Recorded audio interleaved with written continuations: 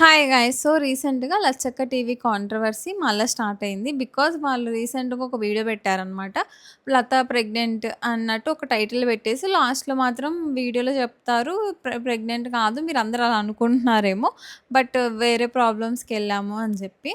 వీళ్ళ ఛానల్ గనక మీరెళ్లి చూస్తే ఒక ప్యాటర్న్ ఉంటదనమాట. ఎలా అంటే ఫస్ట్ ఒకటి చెప్తారు. ప్రెగ్నెన్సీ అనో లేకపోతే పిల్లలు పుట్టారనో చెప్తారు. తర్వాత ఏదో ఒక ప్రాబ్లమ్ అయింది. తను ఊరెళ్ళిపోతుంది అనో, లేకపోతే వాళ్ళ పెదనాన్న పెళ్ళనో, లేకపోతే ఇంట్లో గొడవలనో ఏదో ఒక డ్రామా మాట్లాడతారనమాట. సో, ఆబ్వియస్‌గా నెగెటివ్ కామెంట్స్ వస్తాయి. ఎందుకంటే ప్రతిసారి చెప్పిన ఈ డ్రామానే గాబట్టి, ప్రతిసారి చెప్పిన స్టోరీసే గాబట్టి ఎవరో ఒక నెగెటివ్ కామెంట్ బెడతారు. మళ్ళా సెకండ్ వీడియో ఆ నెగెటివ్ కామెంట్స్‌ని తిడతా వస్తది. తర్వాత ఆ నెగెటివ్ కామెంట్స్ ఆబ్వియస్‌గా ఎక్కువవుతాయి. దానికోసం మళ్ళా ఏడుస్తా వీడియో జేస్తారు. ఇదే నా లాస్ట్ వీడియో. నేనింక ఇలాంటివి చెయ్యను. అండ్ నేనసలు యూట్యూబ్‌లో వీడియోసే పెట్టను. ఇప్పుడు మీరందరూ ప్రశాంతంగా ఉండండి అని చెప్పి ఎవరైనా నెగెటివ్‌గా లైక్ చెప్పినోళ్ళని అండ్ కామెంట్ పెట్టినోళ్ళని అండ్ ఎవరైనా వీళ్ళని క్వెషన్ చేస్తే వాళ్ళని అందరిని తిడుతూ వీడియో చేస్తారు. మళ్ళా ఫస్ట్‌కొస్తదనమాట. మళ్ళీ ఏదో ఒక డ్రామా చేస్తారు. అండ్ ఆబ్వియస్‌గా జనాలు కూడా చాలామంది దానికి కనెక్ట్ అయ్యి చూసేవాళ్ళు కూడా ఉన్నారనమాట. చూస్తున్నారు. వాళ్ళకి సబ్‌స్క్రైబర్స్ వస్తున్నారు. వ్యూవర్స్ వస్తున్నారు. సబ్‌స్క్రైబర్స్ ఎంతలా వచ్చారంటే వాళ్ళు 1,000,000కి దగ్గరలో ఉన్నారనమాట. సో, ఏ కంటెంట్ చేశారని వాళ్ళు 1,000,000 దగ్గరలో ఉన్నారు అంటే ఫ్యామిలీ డ్రామా అనమాట. సో, కనెక్ట్ అవ్వడము, దాన్ని చూడడం తప్పు కాదు. బట్ ఎప్పుడు పిల్లల్ని లాగడము, in the name of emotions వాళ్ళని డ్రాగ్ చేయడమో, లేకపోతే ప్రతిసారి ఇట్లనే ఇంట్లో గొడవలు తీసుకొచ్చి యూట్యూబ్‌లో అది నిజం గొడవ, అబద్ధం గొడవ తెలియదు. పక్కన పెడితే యూట్యూబ్‌లో చూపిచ్చడం. ఇంకిదే వాళ్ళ ఛానెల్‌లో జరుగుతున్నప్పుడు లైక్ ఆడియన్స్ ఎందుకు అన్‌సబ్‌స్క్రైబ్ చేయట్లేదు?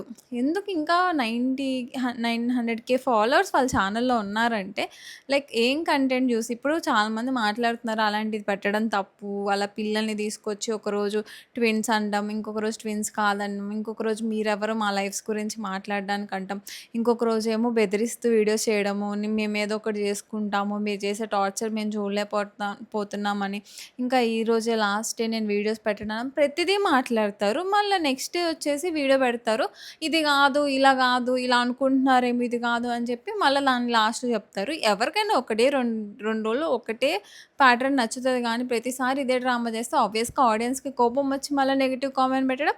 దానికి వాళ్ళు చక్కగా ఒక వీడియో చేసుకొని మమ్మల్ని ఇలా తిడతారా అని చెప్పి మళ్ళా వీడియోస్ చేయడం. సో, ఇదే ప్యాటర్న్ ఫస్ట్ నుంచి కంటిన్యూ అవుతున్నప్పుడు ఆబ్వియస్‌గా చూసే వాళ్ళకి చిరాకొస్తది అండ్ డిస్‌లైకులు చేస్తారు. బట్ వాళ్ళైతే ఆగట్లేదనమాట. ఎందుకంటే రీసెంట్‌గా మీరు గనక వాళ్ళ ఛానల్‌లోకెళ్ళి చూస్తే 20,000, 30,000 వ్యూసే ఉంటున్నాయి. సో, ఏదో ఒకటి చేయాలి మళ్ళీ వ్యూస్ కోసం అని చెప్పి ఇప్పుడు థర్డ్ ప్రెగ్నెన్సీ అని చెప్పి ఒక జస్ట్ వీడియో రిలీజ్ చేశారు. లాస్ట్‌లో మాత్రం కాదు, మీరలా అనుకుంటున్నారేమో అని చెప్పి ఒకటి పెట్టారనమాట. సో, ప్రెగ్నెన్సీ గురించి జనరల్‌గా యాక్చువల్‌గా చాలామంది ఎందుకు వీడియో చూస్తారంటే నాకు తెలిసినంత వాటికి ఏదో ఒకటి నేర్చుకుందాము. ఓకే. ప్రెగ్నెన్సీ టైంలో ఎలా ఉంటది అని చెప్పి ఆబ్వియస్‌గా క్యూరియాసిటీ ఉంటది.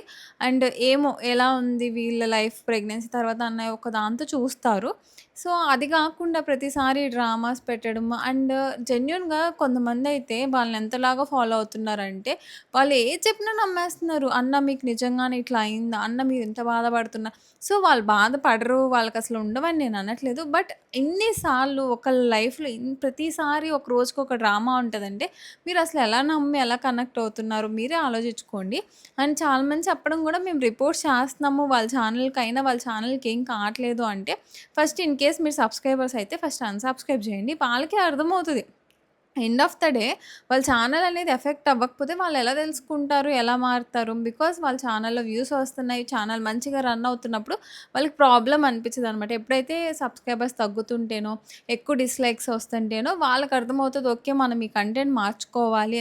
ఎండ్ ఆఫ్ ద డే వాళ్ళు కూడా దాన్ని వ్యూస్ కోసమే చేస్తున్నారు, మనీ కోసమే చేస్తున్నారని చాలామందికి ఇప్పటికే అర్థమవుతుంది కాబట్టి అంతలాగా డ్రాస్టిక్‌గా వ్యూస్ అయితే పడిపోతున్నాయన్నమాట. సో, ఇనీషియల్‌గా అయితే అసలు ఏం చెప్తే అది నిజం అనుకోని నిజంగా ఎమోషనల్‌గా చాలామంది కనెక్ట్ అయ్యారు. అండ్ సపోర్ట్ గూడా చేశారనమాట. బట్ ఇప్పుడు చూస్తూ ఉంటే అందరికి అర్థమవుతుంది. ఇది ఏదో డ్రామాలాగా ఉంది. ఇదేదో ప్రాంక్‌లా ఉంది. ఇంక ఇదే ఒక ప్యాటర్న్ ఉంటదబ్బా! ఒక సిట్యుయేషన్ చెప్పడం. దానికి ఎవరైనా నెగెటివ్ కామెంట్స్ పెడితే వాళ్ళని తిట్టడం. మళ్ళీ ఏడవడం, మేమింక చెయ్యమనడం, మళ్ళీ వీడియోస్ చేయడం. సేమ్ అదే ప్రెగ్నెన్సీ, అదే పిల్లలు, అదే డ్రామా, అదే పెళ్లి, అన్న పెళ్లి ఇంకిదే ఉంటదనమాట ఆ ఛానల్‌లో. బట్ కనెక్ట్ అయిన వాళ్ళకి వీళ్ళు డెఫినిట్‌గా ఆన్సర్ చెప్పాలి. ఎందుకంటే మీతో పాటు వాళ్ళు ఎమోషనల్‌గా ఇన్వెస్ట్ అయిపోయారనమాట. ఎంతలాగా ఇన్వెస్ట్ చేసుకున్నారు వాళ్ళ ఎమోషన్స్‌నంటే వీళ్ళేది చెప్తే అది కరెక్ట్. వీళ్ళేదంటే వీళ్ళేడుస్తే వాళ్ళు ఫీల్ అయిపోతున్నారు. వీళ్ళెవరన్నా నెగెటివ్ కామెంట్స్ పెట్టారంటే, "అరే అన్న బాధపడకు, అలా అయిందా నీకు" అని చెప్పి వీళ్ళు ఫస్ట్ ఎమోషనల్‌గా ఫీల్ అయిపోతున్నారనమాట. సో, అంతలాగా ఇన్వెస్ట్ చేసుకున్న ఆడియన్స్‌ని ఇలా చేయడం అయితే కరెక్ట్ కాదు. అట్‌లీస్ట్ వాళ్ళకైతే జెన్యూన్‌గా ఇలా జరుగుతుంది లైఫ్‌లో అనేది తెలియాలి గదా! ఎందుకంటే మీకోసం టైమ్ స్పెండ్ చేసి, మీకోసం పాజిటివ్‌గా రివ్యూస్ పెట్టి, కామెంట్స్ పెట్టి అండ్ వాళ్ళు మీరు చెప్పేది నమ్ముతున్నప్పుడు ప్రతిసారి in the name of prank, drama ఇదే చేస్తున్నారు అంటే అసలు అది ఎంతమటికి కరెక్టు ఫస్ట్ వాళ్ళు క్వెషన్ చేసుకోవాలనమాట.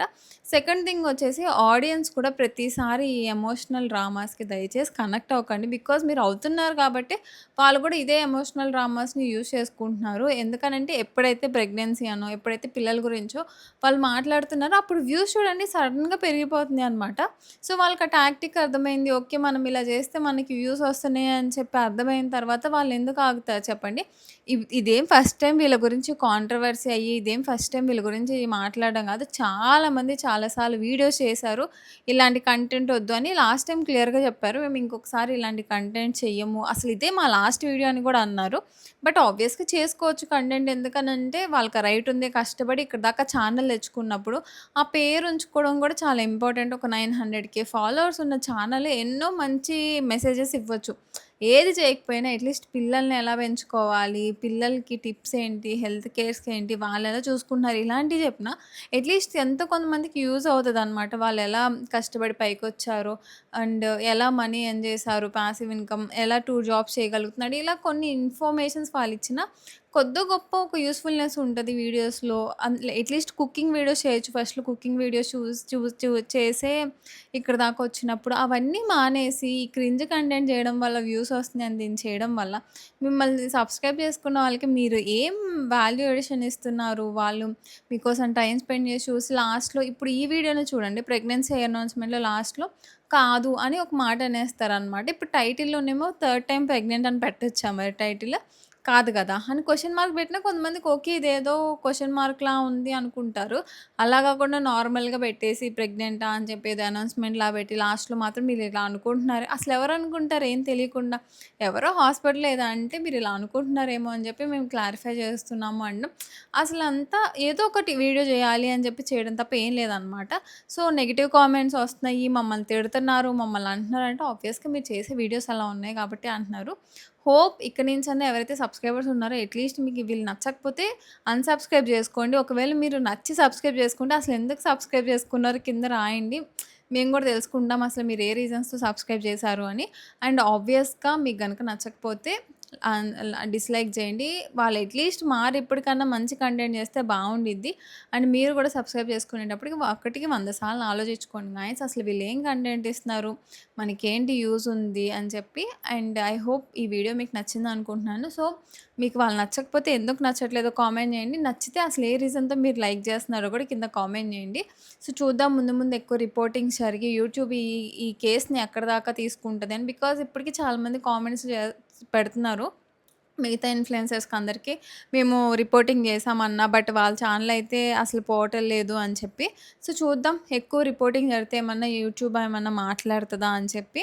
అండ్ వాళ్ళే మార్చుకుంటే బెస్ట్. ఎందుకంటే ఎవరన్నా కష్టపడి అక్కడి దాకా వస్తారు కాబట్టి అనవసరంగా ఛానెల్ పోగొట్టుకునే దాకా తెచ్చుకోకుండా మారి మంచి కంటెంట్ చేస్తారేమో అని నేను ఎక్స్‌పెక్ట్ చేస్తున్నా. అట్‌లీస్ట్ ఈసారన్నా. సో, చూద్దాం ఎక్కడి దాకా ఎళ్తది ఈ ఇష్యూ అనేది.